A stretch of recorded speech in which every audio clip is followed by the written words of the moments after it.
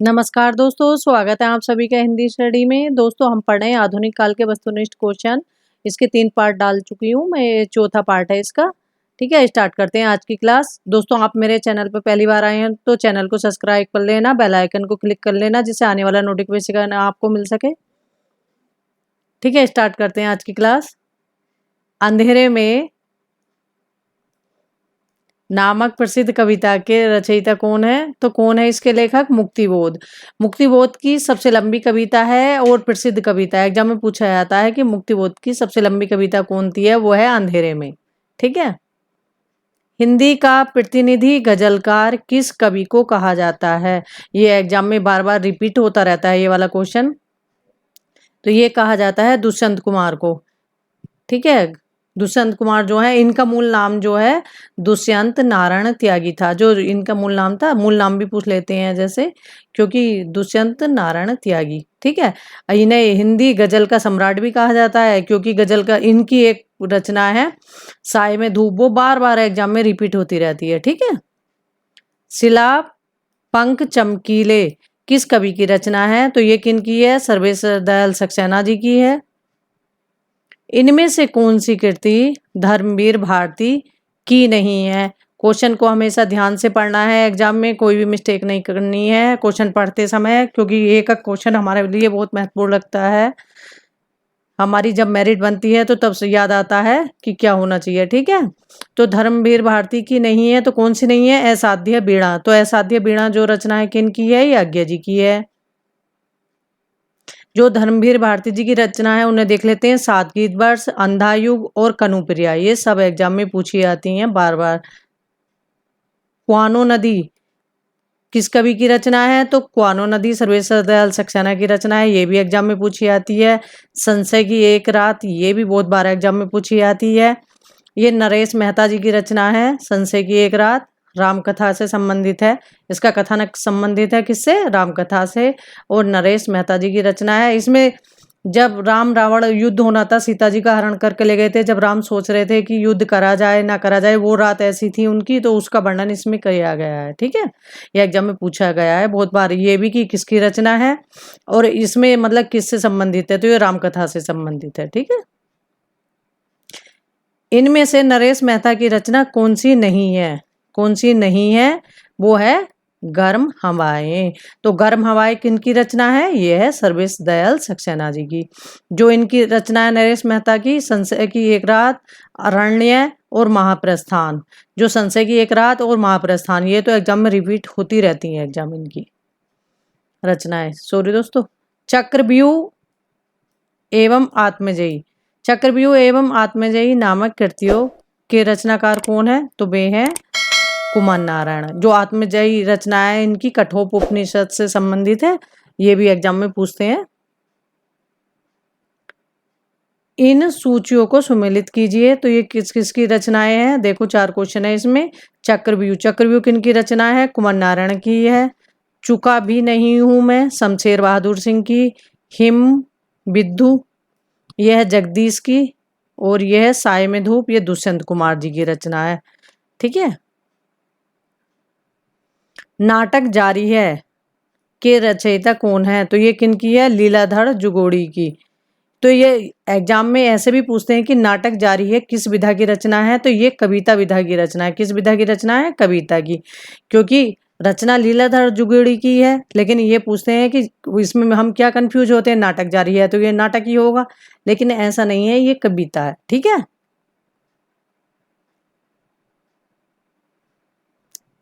इनमें से विजयदेव नारायण शाही काव्य कृति कौन सी है? तो वो है मछलीघर। कौन सी है? मछलीघर। इनमें से रघुवीर शाह की कृति काव्य कृति कौन सी है? तो वह है सीढ़ियों पर धूप, ये भी एग्जाम में बहुत बार रिपीट होती है। सन 1975 के बाद की कविता को क्या नाम दिया? तो जो 1975 के बाद की कविता है उसको नाम दिया गया समकालीन कविता। लकड़बग्घा हंस रहा है के लेखक कौन है? इसके हैं चंद्रकांत देवताले। खिचड़ी विप्लव देखो हमने के रचनाकार कौन है? ये है नागार्जुन। साखी के लेखक कौन है? तो साखी के, ये एग्जाम में पूछी जाती है, विजयदेव नारायण शाही की रचना है। नई कविता पत्रिका का प्रकाशन कब हुआ? 1954 में। और किसने किया था? जगदीश गुप्त ने। ठीक है, अगली बार पूछने लगे जैसे क्वेश्चन में कि किसने किया, तो जगदीश गुप्त ने। सर्वेश दयाल सक्सेना किस सप्तक के कवि हैं? तो सर्वेश दयाल सक्सेना किस सप्तक के कवि हैं? तार सप्तक, तीसरे सप्तक के। दोस्तों ये एग्जाम में हमारे तार सप्तक हैं, अष्टछाप के कवि हैं, इन सब के बारे में एक ना एक क्वेश्चन टकराता है, तो इसलिए इन्हें ध्यान से देखना, इन कौन सा लेखक कौन से सप्तक का है और कौन से सप्तक का प्रकाशन कब कब हुआ है। ठीक है, निम्नलिखित में कौन सी कृति महाभारत के पात्रों पर आधारित है? वो अंधायुग। कौन सा है? अंधायुग। और एक बार एग्जाम में ये पूछा था एलटी में कि संजय किस नाटक से संबंधित है, तो इसमें दे रखा था ये संजय जो है अंधायुग में है, क्योंकि संजय उन्हें धृतराष्ट्र को बताता है ना युद्ध का आंखों देखा हाल। ठीक है, दिव्य शक्ति मिली हुई थी उन्हें। छायावादी कविता का घोषणा पत्र किस काव्य कृति को कहा जाता है? वो पल्लव को कहा जाता है। इसकी 40 पृष्ठों की भूमिका है। किस प्रगतिशील कवि ने एक से अधिक भारतीय भाषाओं में काव्य रचना की है? वो है नागार्जुन। ये पूछा गया था DSSB में। इनमें से कौन सा वर्ग प्रयोगवाद का केंद्र है? तो प्रयोगवाद का केंद्र कौन सा है? जो प्रयोगवाद में रचनाएं लिखी गई उनको कौन से, किसको केंद्र में रखकर लिखी गई? तो ये लिखी गई है मध्य वर्गीय लघु मानव। अब इसमें वैसे ये भी पूछ लेते हैं किसकी प्रतिष्ठा की गई है, तो लघु मानव की प्रतिष्ठा की गई है, प्रतिष्ठित किया गया है लघु मानव को। सॉरी दोस्तों। आज्ञा के अनुसार तार सप्तक का क्या अर्थ है? तो जो आज्ञा के अनुसार तार सप्तक का अर्थ है वो क्या है? एक ही प्रकार की भाव चेतना के तार में पिरोए 7 कवियों की रचनाओं का संग्रह। ठीक है। मोचीराम कविता के लेखक कौन है? तो ये धूमिल की रचना है, ये भी एग्जाम में पूछी गई है। साये में धूप, ये आगे देखो दुष्यंत कुमार की संग्रह, तो इनका गजलों का संग्रह है ये साये में धूप, दुष्यंत कुमार जी की। ठीक है, ये एग्जाम में पूछी जाती है, बार बार रिपीट होती है एग्जाम में। माया दर्पण और जल सागर, इसके लेखक कौन है? श्रीकांत वर्मा। केचुआ छंद का प्रयोग किस कवि की कविताओं में हुआ है? तो वो निराला जी की कविताओं में हुआ है। और जूही की कली इनकी मुक्त छंद की प्रमुख रचना है। केचुआ छंद, रवड़ छंद, सब इनकी उसको भी बोलते हैं। ठीक है। लघु मानव की महत्ता का प्रतिपादक कवि इनमें से कौन है? तो वो है विजय देव नारायण शाही। आज्ञे को साहित्य अकादमी पुरस्कार किस रचना पर मिला? तो वो मिला आंगन के पार द्वार। ये भी एग्जाम में पूछी जाती हैं। अपनी साहित्य अकादमी से संबंधित रचनाएं, ज्ञानपीठ से संबंधित रचनाएं, जिनको व्यास सम्मान, सरस्वती सम्मान, ये सारी रचनाएं हमें याद होनी चाहिए, क्योंकि इनमें से भी बार बार एग्जाम में पूछी जाती हैं। ठीक है, किस किस लेखक की हैं और कौन कौन सी हैं।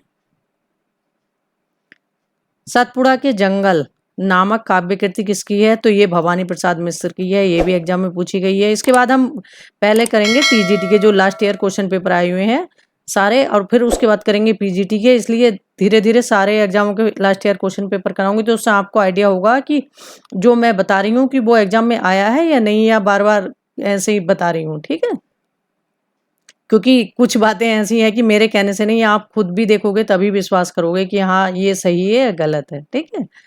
आत्मनेपद, आत्मनेपद के लेखक कौन है? अज्ञे। मदन बादशायन किस सप्तक के कवि हैं? तो ये तीसरे सप्तक के कवि। इनमें से कौन सा कवि तीसरे सप्तक का कवि नहीं है? तो तीसरे सप्तक का कवि कौन सा नहीं है? धर्मवीर भारती।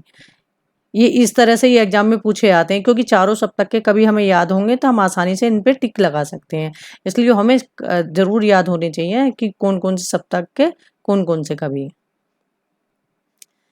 कठोप उपनिषद के नचिकेता प्रसंग पर आधारित काव्य रचना कौन सी है? वो है आत्मजयी। दोस्तों ये एग्जाम में पूछी आती, जैसे पहले पूछी गई थी आत्मजयी किन की रचना है, कुमार नारायण की रचना है, ऐसे पूछ लेते हैं, या ऐसे पूछ लेते हैं कि कठोपनिषद के नचिकेता प्रसंग पर आधारित काव्य रचना कौन सी है। ठीक है, जिन रचनाओं में हमारा कुछ ना कुछ विशेष है, कुछ ना कुछ मतलब दिखाना चाहते हैं, समाज के लिए करना चाहते हैं, या लेखक ने उसमें कुछ ना कुछ मतलब हमारे पौराणिक या ऐतिहासिक किसी को लेके लिखे हैं, वो रचनाएं तो पता नहीं क्यों बार बार एग्जाम में आती हैं। मैं ये खुद का है, आप भी देखना तो पता चलेगा। ठीक है, जो मैंने देखा है अपना एक्सपीरियंस में। इनमें से निराला की व्यंग्यपरक कविता कौन सी है, वो है कुकुरमुत्ता। इसमें सर्वहारा वर्ग का था, मतलब जो कुकुरमुत्ता है, और पूंजीपति का वो गुलाब दिया हुआ था। पूंजीपति का ये भी पूछ लेते हैं ना कि पूंजीपति का प्रतीक क्या है, तो वो गुलाब है। सर्वहारा वर्ग का कुकुरमुत्ता है हमारा। तो इनकी व्यंग्यपरक रचना है, ये अच्छी है, मैंने पढ़ी है। शकुंत माथुर। दोस्तों एक बात और कहना चाहूंगी, एग्जाम में ये भी आते हैं कि जैसे ये इनका नाम गलत दे देते हैं जगह जगह, इनका नाम है शकुंत माथुर, ना कि शकुंतला माथुर है। ठीक है, तो इसे ध्यान से पढ़ना। यह है शकुंत माथुर।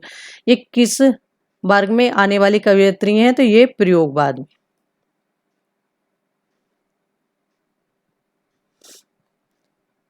इन रचनाओं में से कौन सबसे पहले लिखी गई है। देखो इन रचनाओं का जैसे समय काल भी पूछ लेते हैं, तो इनमें जो सबसे पहले लिखी गई है वो है पल्लव।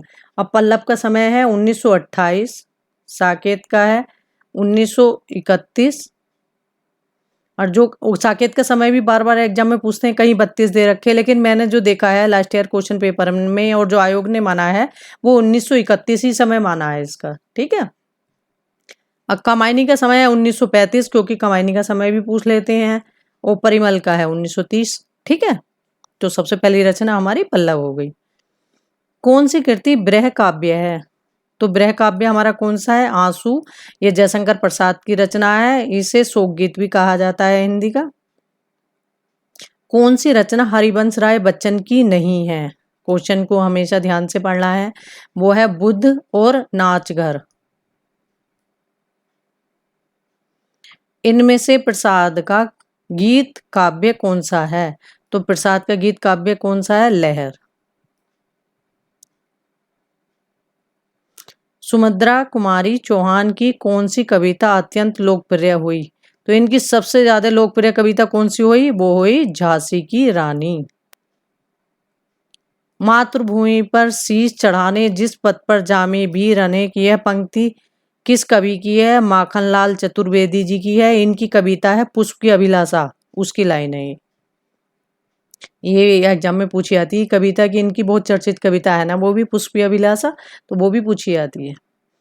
देश प्रेम वह पुण्य क्षेत्र है, अमल असीम त्याग से विलसित यह पंक्ति किस इसमें किस कवि की है, तो ये किसकी है, रामनरेश त्रिपाठी जी की। हाइकू कविता भारत में किस देश से आई, तो ये किस देश से आई, जापान से। और ये भी पूछ लेते हैं कि हाइकू किस भाषा का शब्द है, तो ये भी तो भी जापान का ही है। अब ये हाइकू के बारे में जान लेते हैं, हाइकू है क्या। ये हाइकू ये है दोस्तों कि इसकी जो मतलब एक वर्णिक छंद है ये हाइकू जो है हमारा, तो इसकी जो पहली पंक्ति होती है उसमें 5 वर्ण होते हैं, दूसरी पंक्ति में इसमें 7 वर्ण होते हैं, फिर तीसरी पंक्ति में फिर 5 वर्ण होते हैं। इस प्रकार ये 17 वर्णों वाला एक छंद है जो हमारा छंद है वर्णिक। ठीक है, तो ये क्या है, एक वर्णिक छंद है 17 मात्र वर्णों वाला। ठीक है, हाइकू कविता में कितनी पंक्तियां होती हैं, ये एग्जाम में पूछा जा चुका है। इसमें 3 पंक्तियां होती हैं, अभी मैंने आपको बताया। पहली में 5, दूसरी में 7 और तीसरी में 5, इस तरह से 17 वर्ण होते हैं। अनग नाटक के लेखक कौन है, ये मैथिली शरण गुप्त हैं। मैथिली शरण गुप्त, जयशंकर प्रसाद, प्रेमचंद, इनके नाटक और उपन्यास जो रचनाएं हैं, रामचंद्र शुक्ल, जो महत्वपूर्ण लेखक हैं, इनकी रचनाएं तो सब हमें याद होनी ही चाहिए क्योंकि ये पूछी आती हैं एग्जामों में। रामधारी सिंह दिनकर ने D.H. लॉरेंस की कविताओं का अनुवाद किस नाम से किया, तो वह किस नाम से किया, आत्मा की आंखें। इनमें से कौन सा पात्र उर्वशी का है, तो उर्वशी का पात्र है सुकन्या। त्रिशूल इनमें से किस कवि का उपनाम है? तो ये गया प्रसाद शुक्ल जी का है जो त्रिशूल उपनाम है। इनमें से कौन सी कृति सबसे पहले लिखी गई? तो प्रिय प्रवास लिखी गई सबसे पहले, लेकिन ये सभी रचना किसकी है? अयोध्या सिंह हरिओत जी की रचनाएं हैं। ठीक है, जो पहले लिखी गई है प्रिय प्रवास लिखी गई है। आगे देखते हैं, अयोध्या सिंह उपाध्याय द्वारा रचित रीति ग्रंथ का नाम क्या है? तो वह है रस कलश। दिनकर के किस काव्य ग्रंथ में काम आध्यात्म का विवेचन है? वो ये है उर्वशी में। ये एग्जाम में बहुत बार रिपीट होता है ये क्वेश्चन भी। क्वासी इनमें से किस कवि की कृति है? क्वासी ये किन की है? बालकृष्ण शर्मा नवीन जी की। ये भी एग्जाम में एक बार पूछी जा चुकी है। कौन सा कवि तीसरे सप्तक का नहीं है? तो कौन सा नहीं है? शमशेर बहादुर सिंह, ये दूसरे सप्तक के कवि हैं। नरेश मेहता किस सप्तक के कवि हैं? तो ये दूसरे सप्तक के कवि हैं नरेश मेहता। देखो तार सप्तक से संबंधित पहला दूसरा ये सप्तक से संबंधित क्वेश्चन आते ही रहते हैं, इसलिए इन्हें जरूर पढ़ लेना। एक दो बार आसानी से याद हो जाते हैं। मैंने भी डाल रखा है, उसको देखना चाहो तो आप उसको देख लेना। उसका लिंक मैंने जो तीसरा पार्ट डाला है उसमें दे दिया है, आप उसको देख लेना वीडियो को। उसमें मैंने कुछ ट्रिक से भी बताया तो वो आसानी से आपको याद हो जाएगा। ठीक है, आगे देखते हैं। 1951 में कौन सा सप्तक प्रकाशित हुआ? तो वो हुआ हमारा दूसरा। पहला हुआ हमारा 43, 51, 59 और 69। ये है हमारे चार सप्तकों का प्रकाशन वर्ष, क्योंकि हमें पता होना चाहिए। जैसे इसका पूछ लिया, अगली बार दूसरे का पूछें, इस तरह से कि ये रिपीट होते रहते हैं क्वेश्चन। ठीक है, बस यही कहूँगी लास्ट में कि निरंतर अभ्यास और प्रयास करते रहो। अपनी मेहनत सफलता एक दिन अवश्य मिलेगी। जो दृढ़ संकल्प होते हैं उनको एक दिन सफलता अवश्य मिलती है। ऐसा नहीं कि हाँ पढ़ाई कभी कर ली कभी नहीं है। ऐसा नहीं कि हाँ अब एग्जाम आएगा तभी पढ़ेंगे। लगातार थोड़ा थोड़ा अपना पढ़ते रहना चाहिए। एग्जाम टाइम पे अपना कुछ ज़्यादा पढ़ते हैं, उससे पहले अपना थोड़ा थोड़ा पढ़ते रहो, लेकिन लगातार जरूर पढ़ो। ठीक है, बस यही कहना चाहूँगी। थैंक यू दोस्तों मेरी वीडियो देखने के लिए। एक पार्ट और रह गया इसका, अगले